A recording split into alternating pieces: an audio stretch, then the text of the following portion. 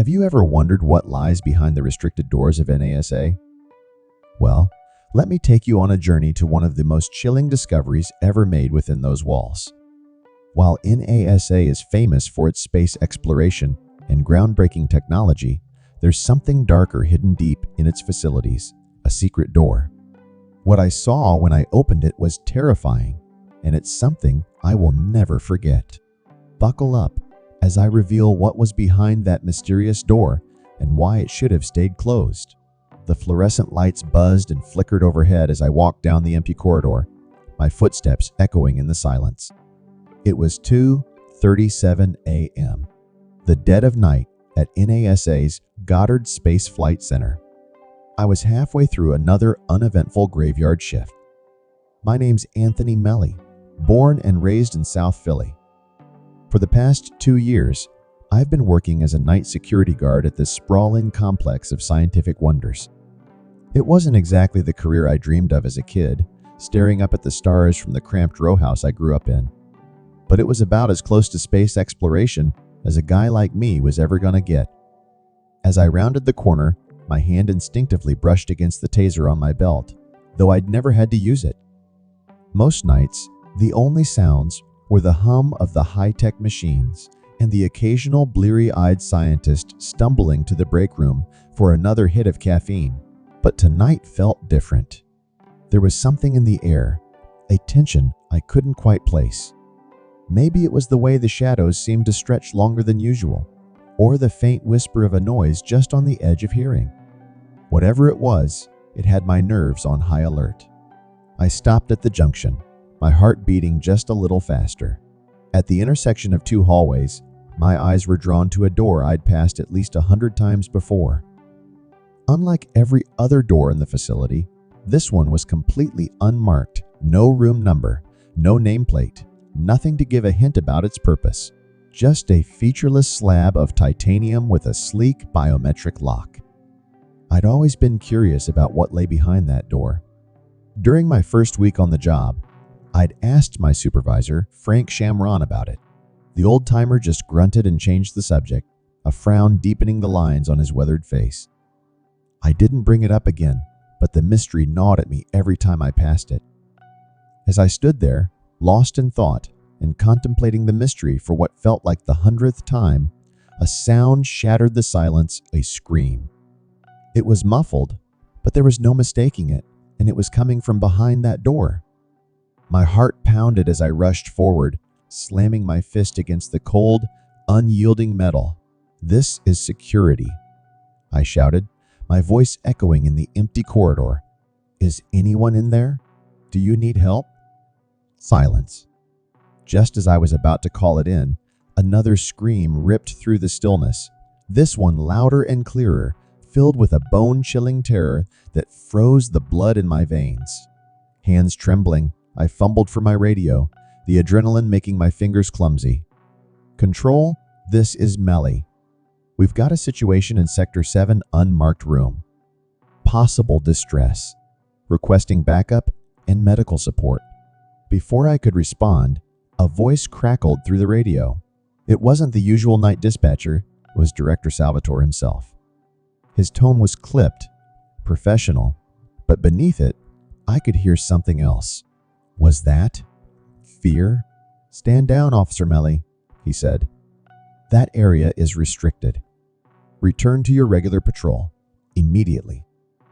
I hesitated, torn between following orders and the sense that something was very wrong.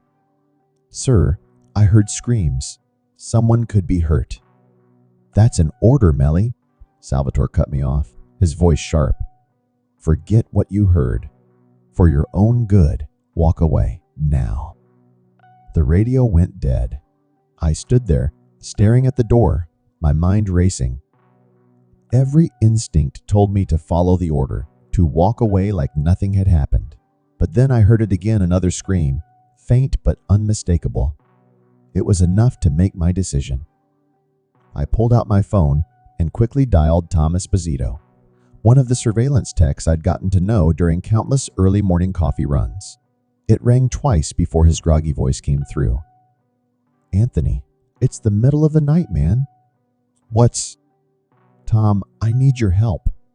I cut him off, speaking in a low, urgent whisper. I explained the situation as quickly as I could. "I know you've got access to the security feeds. Can you check the cameras near that door? See if anything's unusual." "All right, give me a minute," Tom said. I could hear the clatter of keys, followed by a sharp intake of breath. "What the hell? What is it?" I asked, my heart racing. "The feed, it's looped," he replied, his voice tinged with disbelief. "Same 10 seconds of an empty hallway, over and over. Someone's tampered with it." Panic surged through me. This was bigger than I'd ever imagined. "Tom, I need to get through that door. Is there any way you can override the lock?" There was a long pause, thicker this time, before Tom spoke again, his voice tight with fear. "Anthony, listen to me.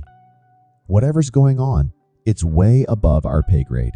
Just walk away, man." It's not worth it. But I couldn't walk away now, not after what I'd heard. "Please, Tom. I can't just ignore this. Someone could be in real trouble." After a heavy sigh, he relented. "All right, I can probably spoof the biometrics, but Anthony, I'm serious, be careful. And if anyone asks, you never talk to me. Got it?" "Thanks, Tom. I owe you one." 5 minutes later, I stood back in front of the door, a small device Tom had talked me through, assembling clutched tightly in my sweaty palm. I took a deep breath, steeling myself, and pressed it against the lock. For a heart-stopping moment, nothing happened. Then, with a soft beep and a hiss of hydraulics, the door slid open, and a rush of unfamiliar scents hit me. The first thing that hit me was the antiseptic smell, mixed with an underlying metallic tang that churned my stomach. As my eyes adjusted to the dim light, I saw banks of computers with screens flickering, displaying streams of incomprehensible data. Strange machines hummed and pulsed around the room, their purpose a complete mystery. But it was what lay at the center that made my blood run cold, an operating table bathed in harsh blue light. Strapped to it was something that defied description. It was vaguely humanoid, but wrong in ways that sent shivers down my spine. Its limbs were too long, too jointed. Its skin was a pale, luminescent gray that shifted and rippled as if alive. And its face, God, its face, where a mouth should have been, was a writhing mass of tentacles, and its eyes, dozens of them, in colors I'd never seen before, were all fixed on me with an alien intelligence that made my skin crawl. I stumbled back, my mind racing. This couldn't be real. It had to be some kind of hallucination, a nightmare brought on by too many late nights and too much bad coffee. But then it moved a twitch, a ripple of impossible musculature. A sound filled the air, not quite a roar, not quite a scream, but something in between that pierced the silence and sent a chill down my spine. It was like nothing I'd ever heard before, a cacophony of impossible frequencies that made my teeth ache and my vision blur. I clamped my hands over my ears, fighting the overwhelming urge to run. That's when I noticed them, 3 figures in hazmat suits, huddled around a bank of monitors. They turned as one, their faces hidden behind reflective visors. "Who the hell are you?" one of them demanded, their voice distorted by the suit's speaker. "How did you get in here?" I opened my mouth to respond, to explain, but no words came out. My gaze was drawn back to the creature on the table, and horror seized me as I watched one of its tentacles begin to elongate, stretching toward me with unnatural speed. "Containment breach," another suited figure shouted.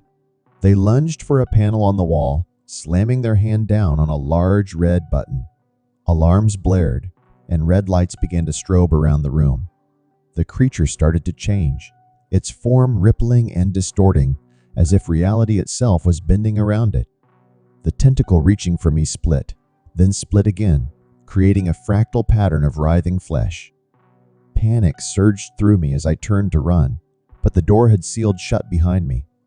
I was trapped. "What is that thing?" I shouted over the din of the alarms. What the hell is happening? What is going on here? I demanded, but before I could finish, the lead scientist, or at least I assumed they were a scientist, stepped toward me, their voice tight with fear. "You shouldn't be here," they said, urgency lacing their words. "You have no idea what you've stumbled into." Before I could respond, another voice cut through the chaos. "Stand down. Everyone. Hands where I can see them." I turned to see Director Salvatore striding into the room, flanked by armed security. His face was a mask of cold fury as he surveyed the scene. "Sir, I can explain," I began, but he snapped. "Save it, Melly.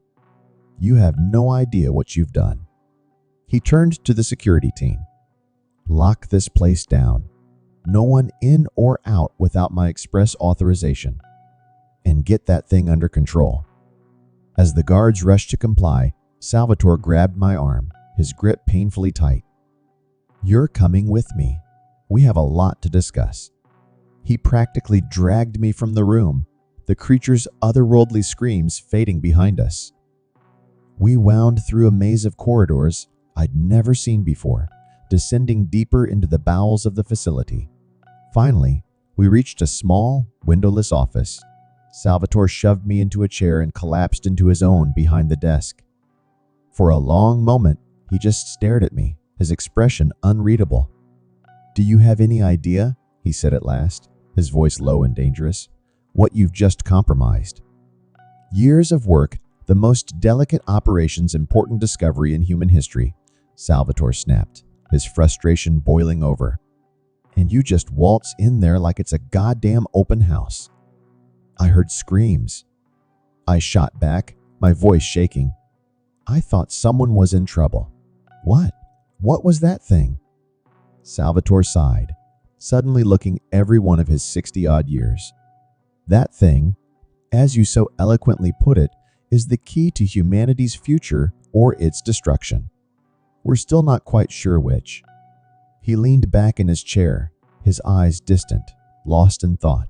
3 years ago, a meteor crashed in the New Mexico desert. It should have burned up in our atmosphere, but it didn't.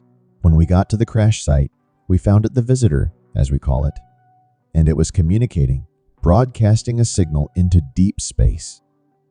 I listened in stunned silence as Salvatore laid out a truth stranger than any science fiction. The creature wasn't just alien, it hailed from somewhere beyond our universe, a place where the laws of physics as we know them didn't apply. Welcome to Blessovia Science TV, where we take you on an exhilarating journey through the cosmos and unravel the mysteries of science. We are excited to offer you the opportunity to become a valued member of our ever-growing community of cosmic enthusiasts and knowledge seekers. Exclusive access to cosmic content.